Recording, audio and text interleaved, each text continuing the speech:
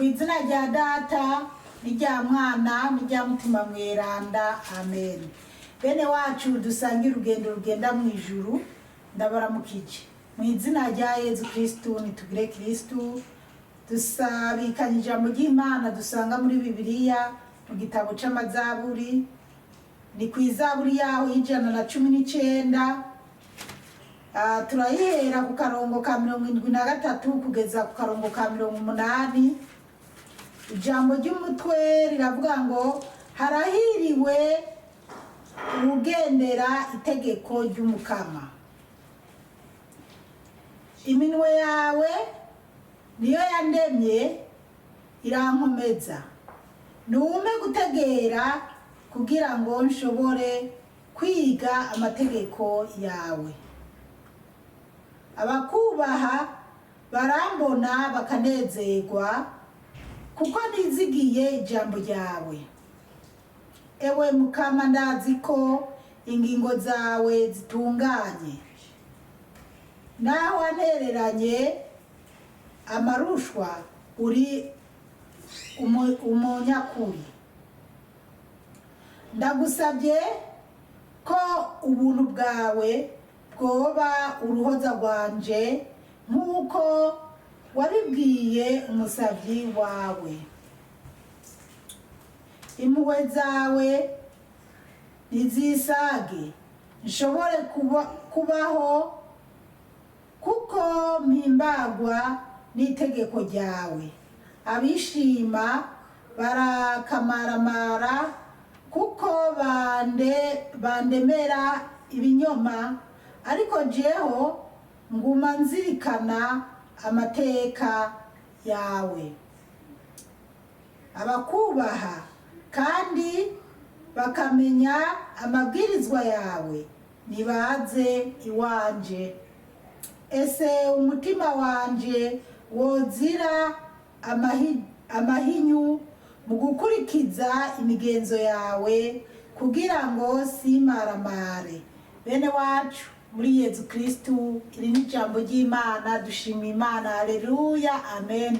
Haleluya, amen. Haleluya, amen. Bana b'Imana, turi kw'izaburi y'Ijana-na-19.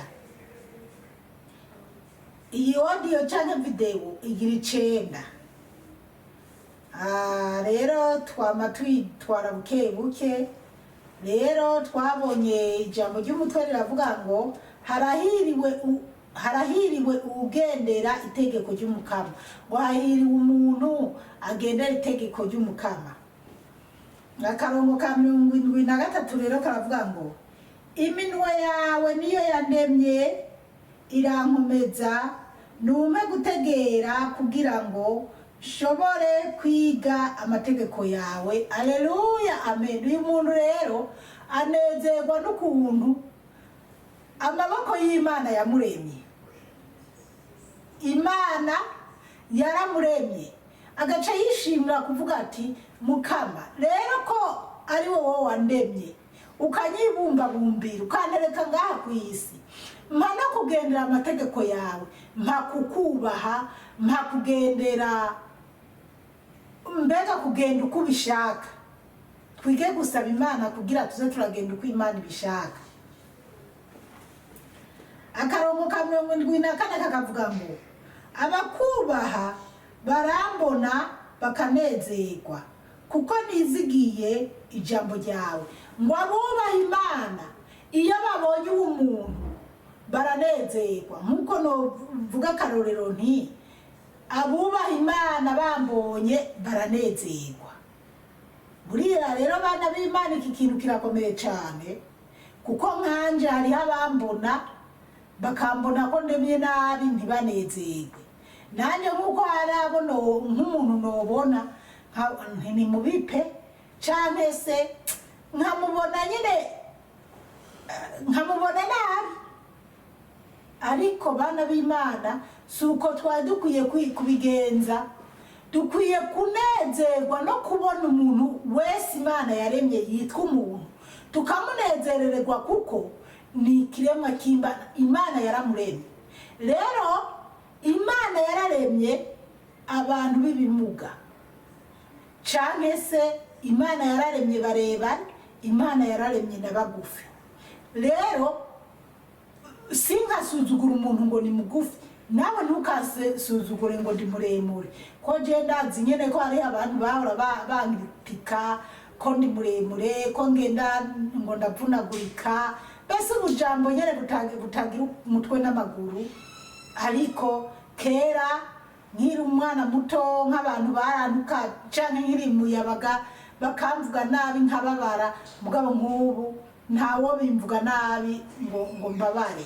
Hama kandi no muhira hari abambwira ngo iryo jwi ryawe nguri umukobwa ngo rizokugeza, hari abangira itika ko ijwi ribi. Ndibuka nkiri mu ngendanyi nkiri umukobwa we niga mu mwaka wa 5, ndumva niga mu wa 5, ukuntu nyene naja kuri altari nkavuga igisabisho rusangi. Rero bamwe bakavuga ngo abagenzi bajya nyene twaba turi ngendanyi kimwe, hakaba hariho abataryohewe nuko noba natowe ngo bari bugenza kuvuga igisabisho rusange, ugomba ngo ngo mwumvishe rujya rutwi rwiwe. Ndibuka ko ngo wamenga korotsa avuye ku rusenge.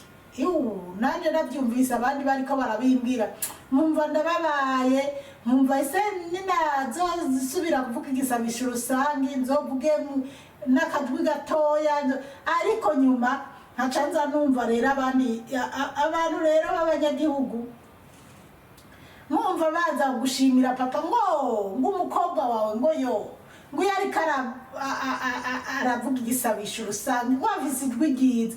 Ahubwo abakecuru bobo wasanga baza muhira kwa papa ngo uyu munsi umukobwa wawe muri we yadusomeye imisa. Imana idutabare cyane, kubera n'abanavuze igisabisho rusange mu isengero.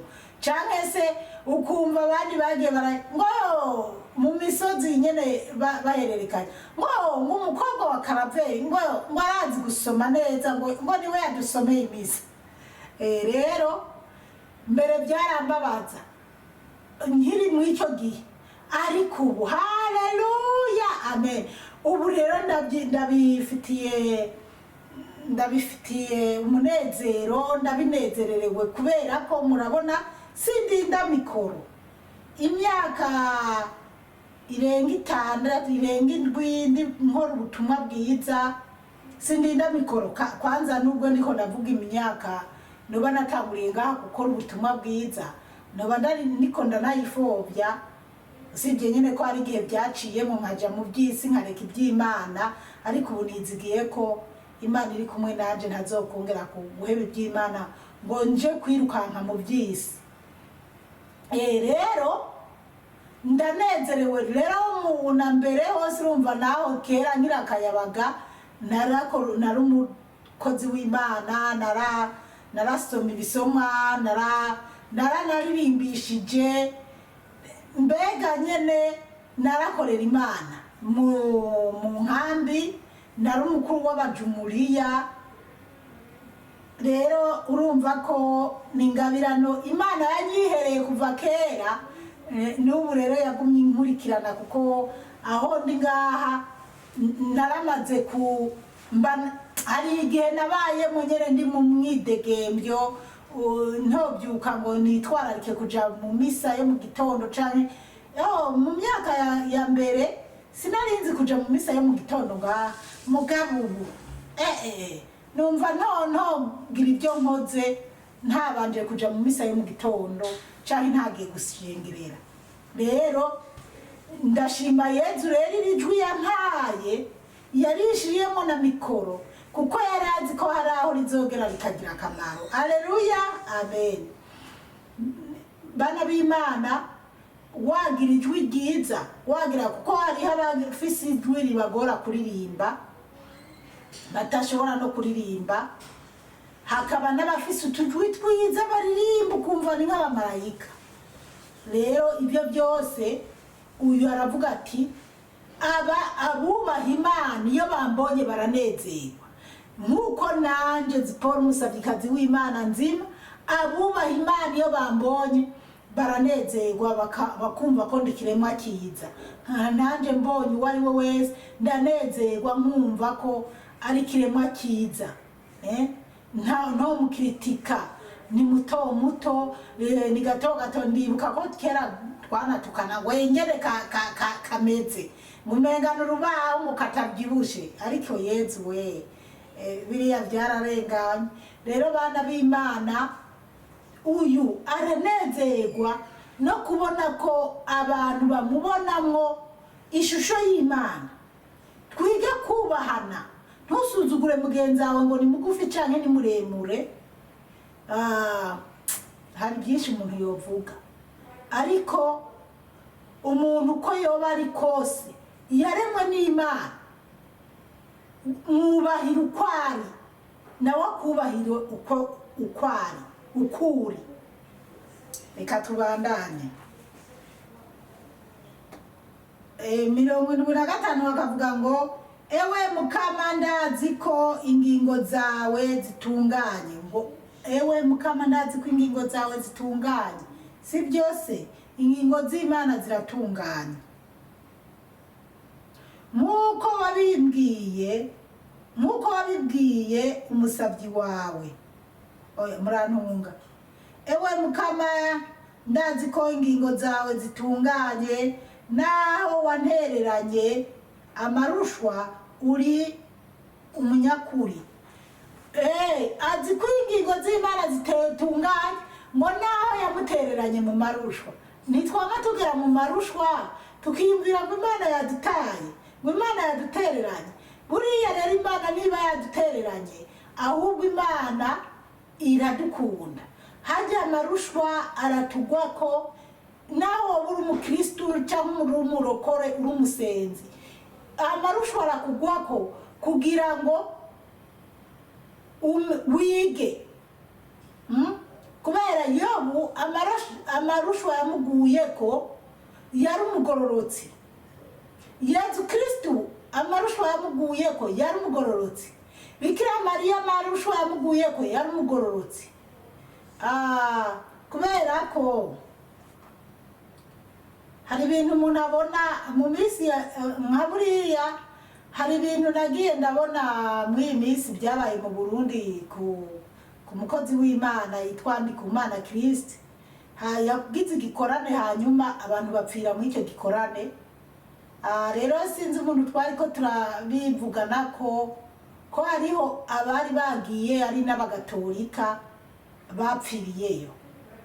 Mugabo basanga turiko turibaza ati none byukuri baba barasenga canke bari bafise kwemera guke kwari kwatumye baja mu rindi dini canke ariko bana b'Imana gusamo kimwe suko boba bari abanyabyaha canke se suko sinzi, gusamo kimwe bijya Imana iremera ko biba kugira habe n'inyigisho zitandukanye. Ariko suko bajya abantu, kubera hariho bamwe bumva ko bajya abantu kuba bari bagiyeyo ari abandi bo mu yandi madini Imana yoba yarabagaragaje canke yabakuye kwa maboko. Oya, kandi bajya naho singiye kuvuga ngo Kristo n'umukozi w'Imana by'ukuri canke siwe, ntacyo ndabizi kuko bana b'Imana, umuntu wenyene bana b'Imana, wenyene uzoze wiraba ku ruhande rw'iwabo, pana kuraba Zipora, pana kuraba Ndikumana Kristo, pana kuraba Pastori Emmanuel canke padiri runaka. Oya, wenyene irabe, kuko muri iyi si turimo abantu tugenda dufise ibindi bintu ngo tubonamwo, wowe ukabona umuntu umugororotsi ariko utazi ko hoba hari ibindi byinyegeje inyuma. Iki gihe rero ntuzobone umuntu ngo uco wumva ngo n'umugororotsi by'ukuri canke ngo Imana iramwemera canke ngo akoreshwa ibitangaza n'Imana. Oya, ahubwo wewe irabe. Bajya abantu rero abo baba barapfuye kubera hari abavuze ngo yoba yarabatanze ku bitambo. Nubwo umuntu yoba yatanze igitambo ku muntu, Imana yokwemera umuntu agapfa, mugabo uwo muntu ntaje mu muriro, Imana ikabimwemera. Kuko abantu barashobora kugambanira umuntu bakamwica, abantu bakiyumvira kuko Imana yamuretse agapfa, ati Imana ntiyamwumva, oya, Imana iremera n'umuntu agapfa kandi uwo muntu akaja mu ijuru, kuko Imana yamubonamo ikintu cyatumye imushira mu ijuru cyangwa imwishimira. Rero abo baba bapfiriye mu cya gikorane, naho yoba yari yabatanze ku bitambo, niba bari bizeye by'ukuri, bizera Imana, basenga by'ukuri, nta mpamvu yuko batotorana ijuru. Baragiye sinzi ibyo nibanga ry'Imana, mugabo jewe simvuze ngo arabatanze ku bitambo cyangwa niyo abatanze ku bitambo, ibyo ntacyo nabizi ko, mugabo gusa niko ndasigura ku makenga yagiye aba ku bantu bamwe n'abandi. Rero Imana yo mu ijuru, abantu nabo baba kwanka bo gukorera ibibi naho bonapfa, kuko urumva hariho abamaratiri b'Ubugande baragwanaguwe, hariho abantu tuzi bagiye bagandagurwa. Murazi nko muri Gatolika hoho, iyo umuntu bamugandaguye bakamenya ko banamuzijije ubukristu, baramushira mu beranda. Rero ubwo rero nuko niyo mpamvu tuvuze tuti, ewe Mukama, ndazi ko ingingo zawe zitunganye, naho wantereranye amarushwa uri umunyakuri. Imana iragutererana mu marushwa, ariko Imana ni inyakuri igihe cyose kandi ntiba yakwanse, ibiri kumwe nawe ibigukunda. Turabandanya. Ndagusabye ko ubuntu bwawe bwoba uruhoza rwanje, nk'uko wabibwiye umusabyi wawe, ngo ubuntu bw'Imana bube uruhoza kuri we, nk'uko Imana yabimwemereye. Ni umusabyi w'Imana, nk'uko nanjye mvuga ati, Mukama, ubuntu bwawe nibukomeze bumbeko, warabinyemereye, ntumure kw'imbabazi zawe. Indwi n'indwi, impuhwe zawe nizinsage, shobore kubaho kuko mpimbagwa n'itegeko ryawe. Ubuntu bw'Imana bumubeko, bumusage, anezerwe, kuko yubaha, ariyemera, ariyizi ko yubaha amategeko y'Umukama.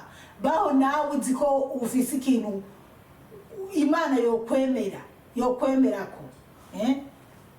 Urashobora kuba uriho uzi neza ati, njewe Imana iranyemera, njewe ndazi ko imbere y'Imana hariho ibi n'ibi Imana yemera ko ari byiza nakoze. Wowe buri kintu ikiza kinezera Imana, nawe ukabibona neza ati, nawe ni umutima w'Imana wanezerewe. Umutima w'Imana uranezerwa n'ibyo uzi ukora, ntibaze bakubeshe. Mugabo niwabikora mu buryo butari bwo, ntabwo Imana izobyishimira. Ariko ubikoze neza, Imana irabikunda ikabinezererwa, nawe ukumva, erega uzi ko Imana hariyo nkanje nzi ko nogurira ibiharage, ikiro cy'ibiharage umuntu, Imana ntibinezerere, ntabyo nokora, ndobyirira. Ariko nyimba mpaye ikiro cy'ibiharage umuntu, nuko nzi ko ndiko ndanezereza Imana, kandi icyo gihe nawe Imana irakunezereza no mu buryo utazi. 78 hakavuga ngo, abishima barakamaramara kuko bandemera ibinyoma, ariko jeho nguma nzirikana amateka yawe. Ngo abishima ngo barakamaramara, ngo bamuremera ibinyoma, nabyo muzi bana b'Imana. Niko gituma abishima barakuremera ibinyoma, bikanagufata ukaja no mu rubanza ugatsindwa bakuremeye ibinyoma, ukamaramara, ukibaza ati, Imana yarantereranye, turibukanya ko handi yavuze ngo Mukama ngo naho wantereranye ingingo zawe zikumara ivye. Umurongo w'Imana ugumari ugororotse neza. Rero abishima hari igihe abantu bakwishimako bakakwishimako hama uwundi munsi ukabona baguye hasi, nawe ukaba wobishimako. Mugabo iyo wamenye Imana ntubishimako, ahubwo urabasengera ukibandaniriza. Bana b'Imana, Imana yo mwijuru ihabwa icyubahiro cyane, kuko jewe hariho ibintu byinshi ntahura nkavuga ni Imana habwa icyubahiro ko wampaye no gutahura ibi, kubera jewe ndi umuntu nahora nkara narakara. Abana b'Imana, n'umuntu yavuga ikintu nkamudugako, umuntu agashobora kumvuga nabi canke kugira ikintu agasigara yibaza icyo yantakuriye. Ariko ndashima Imana ko ubu n'umuntu ashobora kuncirako nkihanagura nkihungura nkibandaniriza. Twige kumira amate kubundika amazi, abavuga ibyo bavuga bavuge, wowe usenge. Imana yo mwijuru izobamara amazi bajya bakugirira ibyo bakurenganya. Indwi n'icenda akavuga ngo abakubaha kandi bakamenya amabwirizwa yawe nibaze iwanje. Ngo abubaha Imana bakubaha amategeko y'Imana ngo nibaziwe. Nawe ukarabishe abantu bubaha Imana, abafise abagendera amabwirizwa y'Umukama, ubahe karibi wawe. Kubera abapagani canke abagendera mu ngeso mbi niwe abaha karibu, uzona bagaburira baca bagenda barakuvuga nabi, bagende baravuga ngo arasesagura, ngo baribona, baca bagenda barakuvuga nabi. Ariko abana bubaha Imana, abubaha Umukama, nibazi wanje, nibazi wawe, nibaze musangire, nibaze musengere hamwe, nibaze mwubahire Imana hamwe, munezerererwe hamwe canke mubabarane. Abubaha Imana. Akarongo kanyuma kavuga ngo ese umutima wanje wozira amahinyu mu gukurikiza imigenzo yawe kugira ngo simaramare. Haleluya, amen. Asaba Imana rero kugira umutima wiwe ubu umutima vye uyame mu mabwirizwa y'Imana, yamagendera mu mategeko y'Imana. Natwe rero twame twubaha Umukama, twame tugendera amategeko y'Imana, twame twitwararika kugirira neza abandi, twame twitwararika kugendera mu nzira izodushikana mu bwami bw'ijuru. Tuze twibanire n'Umukama. Igisomwa twabanjije cyavuga ko mu isi urambye amara imyaka 1000. Igihe dusigaye tugira ibintu by'ibikorano gusa ni bake usanga bamara iyo myaka 1000. Benshi nk'abari mu rugero rw'iwanje ndazi benshi nta myaka 80 tuzogerako canke se 90, ibintu nk'ibyo, kubera ibintu byose mu isi byagiye bironona, babibadirisha. Ubwo rero ibyo Imana yaturemeye canke yaduhaye gukoresha twarabihisuzuguye, abisi bihingurira ibindi. Umukama Imana aduhe gutahura cane. Mwarahezagiwe n'Imana. Ku izina rya Data n'irya Mwana n'irya Mutima Mweranda, amen.